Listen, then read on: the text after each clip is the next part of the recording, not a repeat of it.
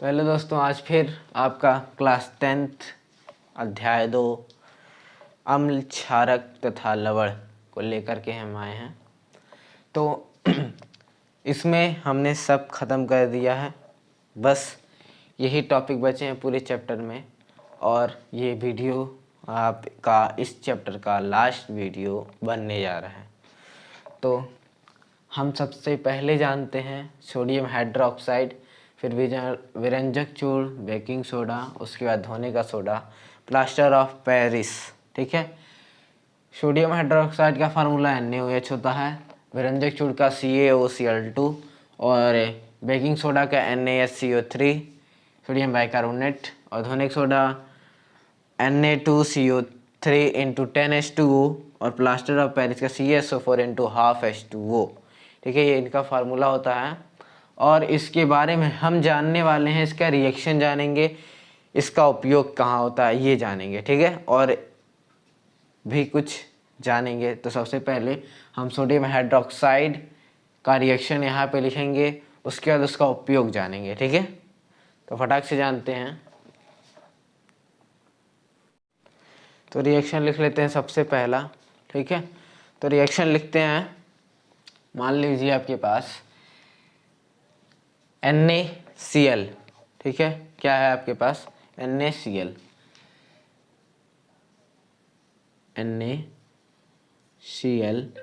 Plus H2O। इसके साथ यदि हम रिएक्शन कराते हैं, इसके साथ यदि हम रिएक्शन कराते हैं किसी जलीय विलयन में, यदि हम NaCl को घोल देते हैं और इसमें विद्युत प्रवाहित करते हैं तो आपका NaOH प्लस H2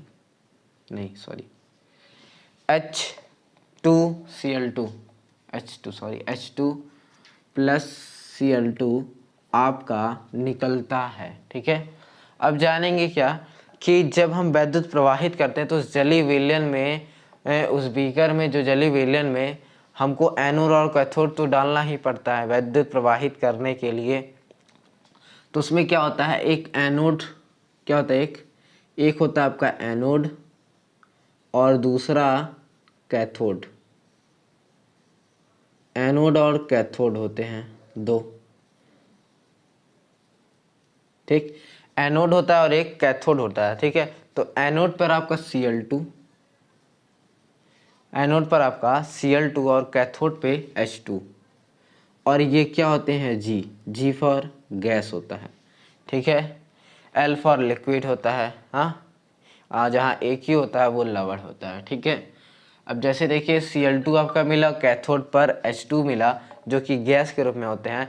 और कैथोड के पास ही क्या होता है, कैथोड के पास ही आपके पास कैथोड के पास ही आपको क्या मिलता है? NaOH सोडियम हाइड्रोक्साइड आपको मिलता है, विलयन जिसमें बनता है। ठीक है, NaOH। अब यदि हम इसका उपयोग जानें, ठीक है, ये आपका रिएक्शन हो गया। यदि हम इसको संतुलित करें तो यहाँ पे 2 लगा देंगे और यहाँ पे भी 2 लगा देंगे, रिएक्शन आपका संतुलित हो जाएगा। और यहाँ H2 तो यहाँ पे भी आपको 2 लगाना रहेगा। ठीक है, तो आपका रिएक्शन क्या हो जाएगा? संतुलित हो जाएगा। देखिए Na2 यहाँ भी है, O यहाँ पे 2 है, यहाँ पे भी O2 है, 4 H है तो 2 यहाँ H, 2 यहाँ H, 4 हो गया। Cl2 यहाँ, Cl2 वहाँ है। ठीक है, तो आपका रिएक्शन क्या हो गया? संतुलित भी हो गया। संतुलित करने आना चाहिए। मैंने वीडियो बनाया है, लेकिन एक और वीडियो डालेंगे संतुलित करने के लिए, ओनली उसमें रिएक्शन को संतुलित करने के लिए ही दिया जाएगा। ठीक है, जब केमिस्ट्री खत्म हो जाएगा, 4 चैप्टर है, चारों चैप्टर खत्म करने के बाद एक वीडियो आपको रिएक्शन संतुलित करने के लिए और एक वीडियो आपको IPSC नेम की अलग से वीडियो मिलेगी जरूर। ठीक है, तो ये हो गया आपका। अब इसमें क्या हो गया, इसका उपयोग के बारे में जानेंगे कि इसका उपयोग कहाँ कहाँ किया जाता है। ठीक है, इसका उपयोग हम कहाँ कहाँ, इसका उपयोग किधर करते हैं। ठीक है, तो H2 जो होता है, क्या H2, तो मानिए क्या, सॉरी पहला ये H2 का जो उपयोग किया जाता है वो ईंधन, क्या किया जाता है? ईंधन के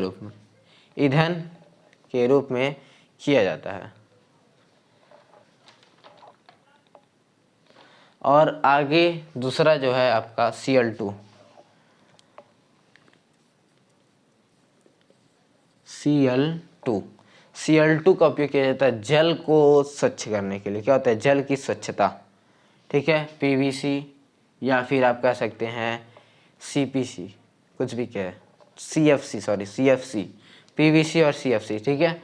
और जल की क्या होती है? स्वच्छता, जल की स्वच्छता में भी इसका उपयोग किया जाता है, ठीक है।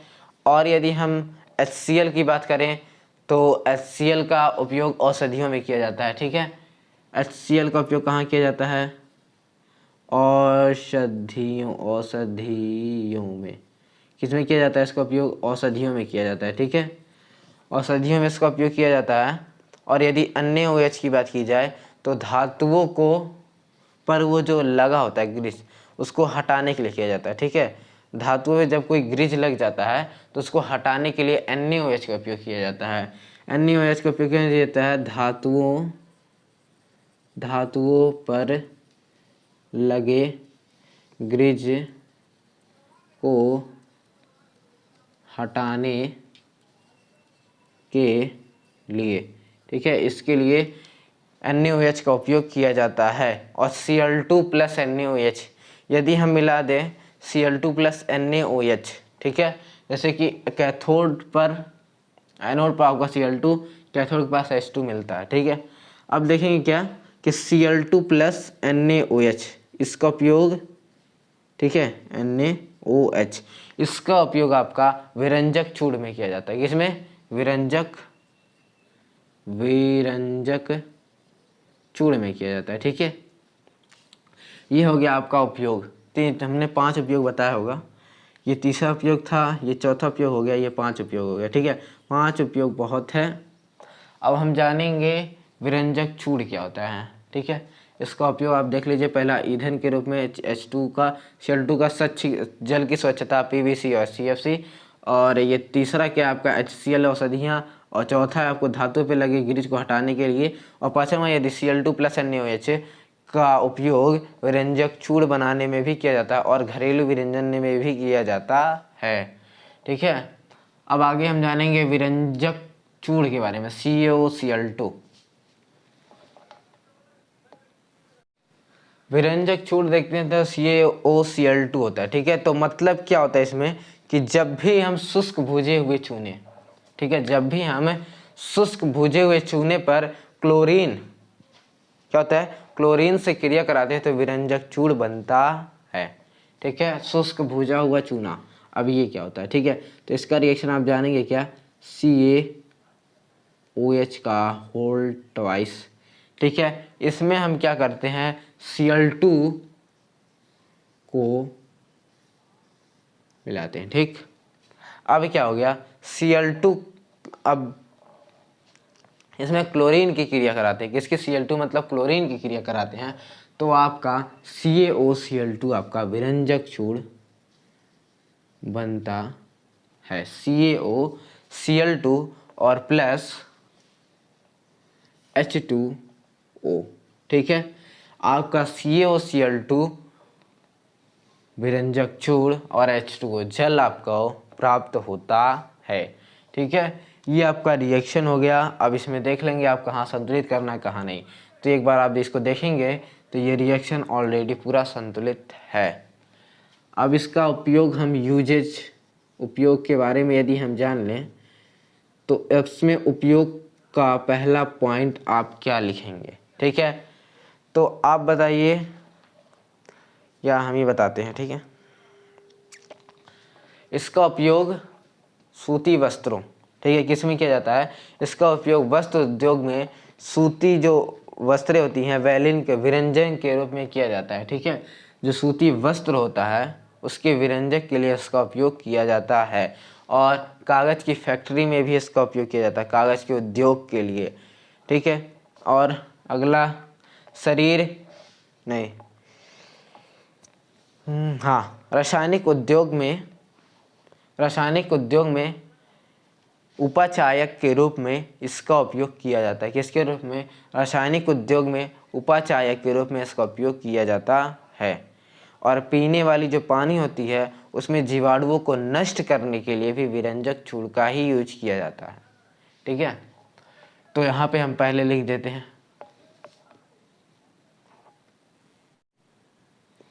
तो देखिए पहला क्या था, वस्त्र उद्योग में सूती वलिनीन के विरंजन के लिए, ठीक है।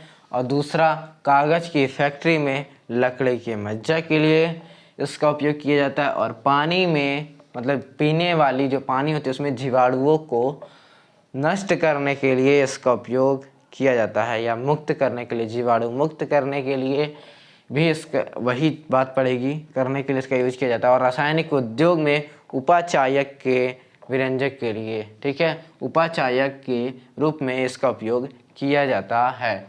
ये हो गया आपका विरंजक चूर्ण और सोडियम हाइड्रोक्साइड आपका ख़त्म। और आपका बचता है बेकिंग सोडा, जो कि NaHCO3 है। इसके हम रिएक्शन के बारे में जानते हैं। तो फिर NaCl, अब हम इसका रिएक्शन जानेंगे, ठीक है। NaCl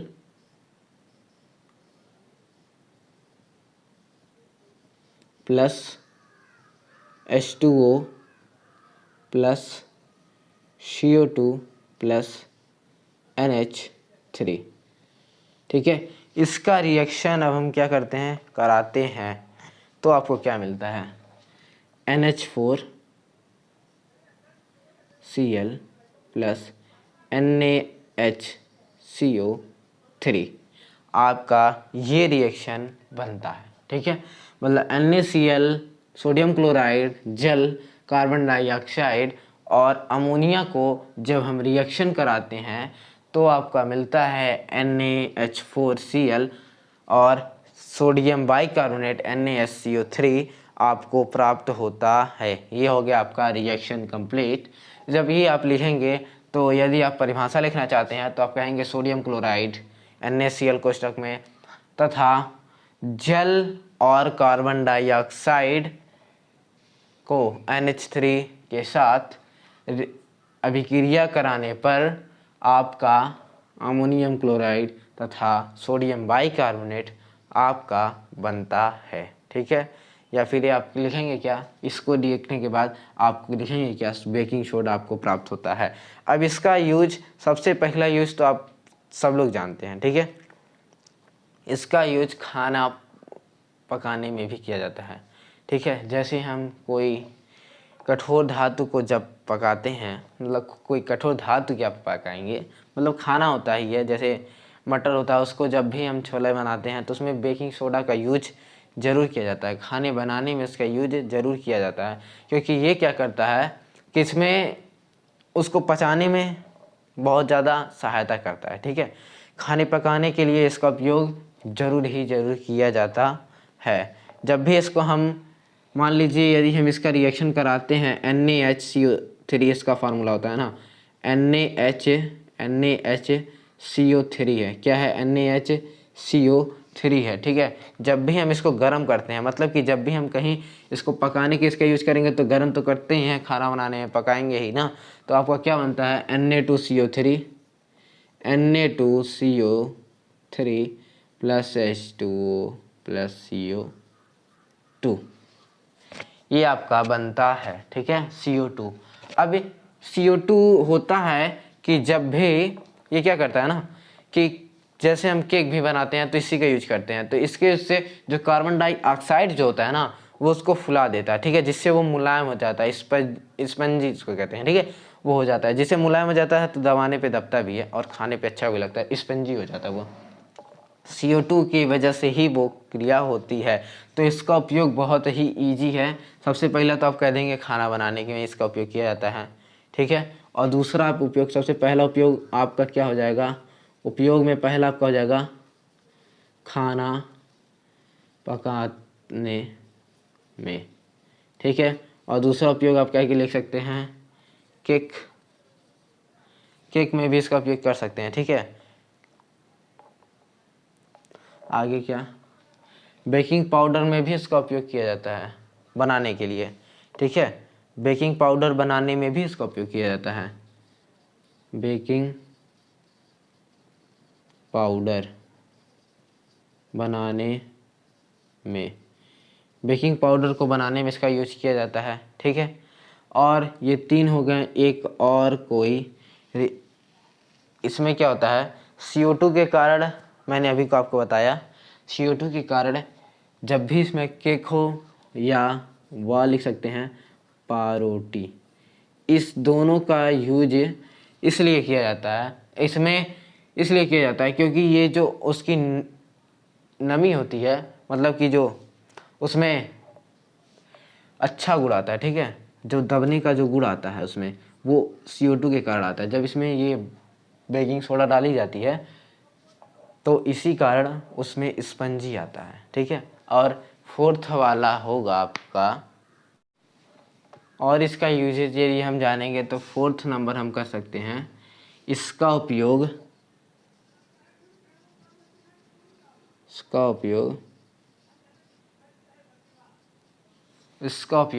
सोडा,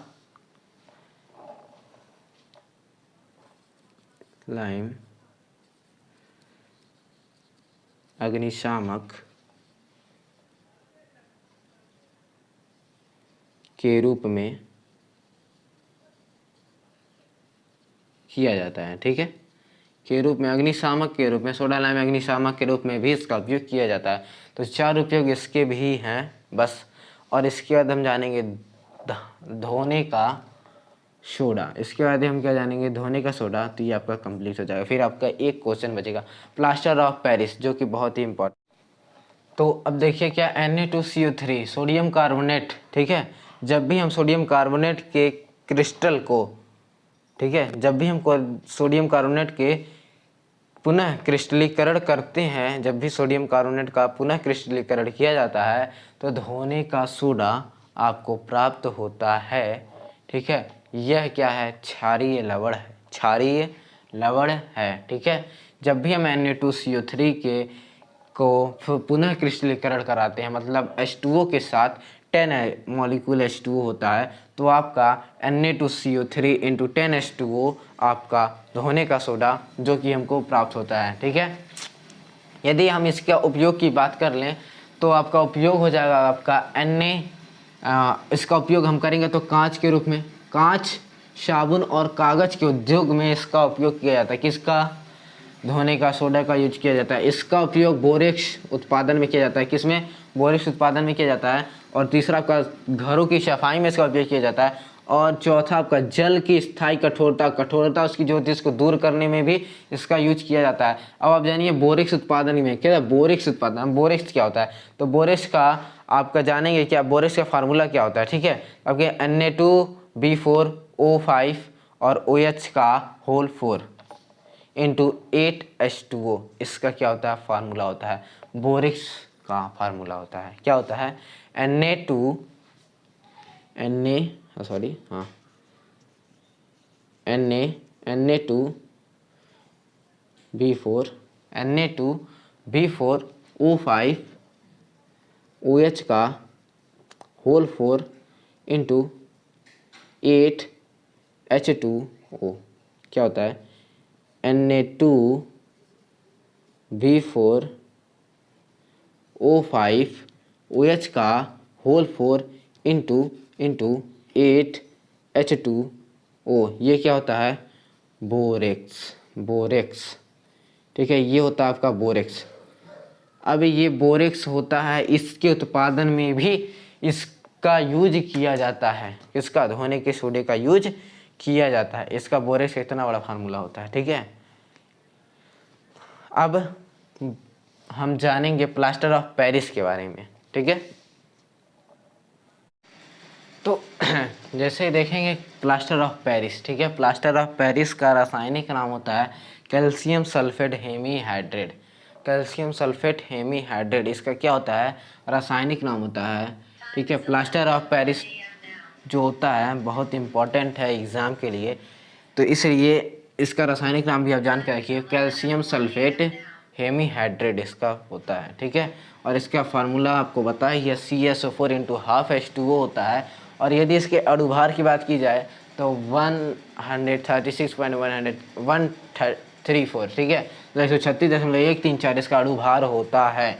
और इसका रासायनिक रिएक्शन देखा जाए तो CSO4 + 2H2O के साथ यदि हम इसका रिएक्शन कराते हैं, जिप्सम को यदि हम 120 डिग्री सेल्सियस की ताप पर यदि हम इसको गर्म कराते हैं, ठीक है, यदि हम इसको केल्विन ताप मतलब 120 डिग्री सेल्सियस पर यदि हम इसको गर्म कराते हैं तो आपको जिप्सम की उपस्थिति हो और वहाँ 120 डिग्री सेल्सियस ताप हो तो आपका प्लास्टर ऑफ पेरिस बनता है। और ये 3/2, हाँ सॉरी, यहाँ 3/2 H2O होता है, प्लस 3/2 H2O होता है। और इसको यदि आप देखेंगे तो दोनों तरफ ये जो हैं बैलेंस हैं, ठीक है।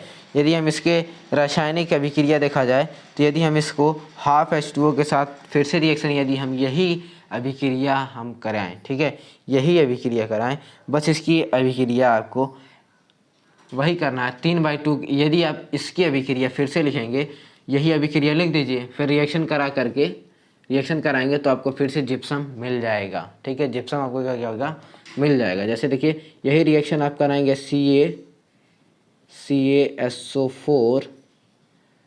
CaSO4 हाफ H2O है ना, प्लस आप 3/2 H2O के साथ यदि रिएक्शन कराते हैं तो आपका CaSO4 × 2H2O आपको जिप्सम के रूप में मिल जाता है, ठीक है, आपका जिप्सम के रूप में आपको मिल जाता है।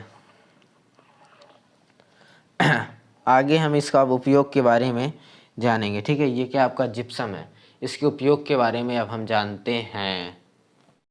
तो देखिए इसका उपयोग कहाँ किया जाता है, जब भी हमारी कोई हड्डी टूट जाती है, ठीक है, तो जब हम डॉक्टर के पास जाते हैं तो पट्टी लगाता है, ठीक है, तो उसमें जो होता है, जो चूने टाइप के होते हैं सफ़ेद वाइट, ठीक है, वो प्लास्टर ऑफ पेरिस ही होते हैं, जिसमें वो लगाते हैं, पैर में लगा देते हैं और सीधे हड्डी को सीधा कर देते हैं एक स्थिर जगह पे करके, फिर पट्टी के साथ जिप्सम को लपेट दिया, मतलब सॉरी जिप्सम का प्लास्टर ऑफ पेरिस को पैर में लपेट दिया जाता है और जिससे वो टाइट हो जाते हैं, एकदम कठोर हो जाते हैं, उसको मारने पर भी वो नहीं टूटता है, ठीक है, बल्कि उल्टा आपको ही चोट लगेगा। तो टूटी हुई हड्डी को एक सीधा इकट्ठा करके, मतलब एकदम सेंटर में करके, उसके ऊपर पट्टी में प्लास्टर ऑफ पेरिस को लगा करके आपको कर दिया जाता है। तो आपको सही जगह पर रखने के लिए भी इसका उपयोग किया जाता है, क्योंकि ये पानी के साथ रिएक्शन करके इतना कठोर हो जाता है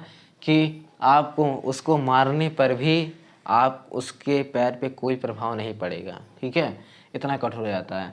और खिलौने बनाने में भी प्लास्टर ऑफ पेरिस का यूज किया जाता है, और प्लास्टर ऑफ पेरिस का यूज सतह को प्लेन करने के लिए भी किया जाता है, ठीक है, सतह को प्लेन करने के लिए भी किया जाता है। ये जो दीवार में जो लगाया जाता है पुट्टी, उसी तरह की होते हैं, ठीक है। तो इस सतह को क्या होता है, चिकना करने के लिए या प्लेन करने के लिए भी इसका यूज किया जाता है। इसी तरह हमारा ये चैप्टर ख़त्म हो जाता है और इसकी NCERT सॉल्यूशन आपको टेलीग्राम पे मिलेगी और इसका शॉर्ट नोट्स भी टेलीग्राम पे मिलेगा और शॉर्ट वीडियो में भी आपको ये नोट्स दे दी जाएगी, ठीक है। तो वीडियो को शेयर करिए, चैनल को सब्सक्राइब करिए। थैंक यू फॉर वॉचिंग, मिलते हैं अगले वीडियो में, तब तक के लिए जय हिंद, जय भारत।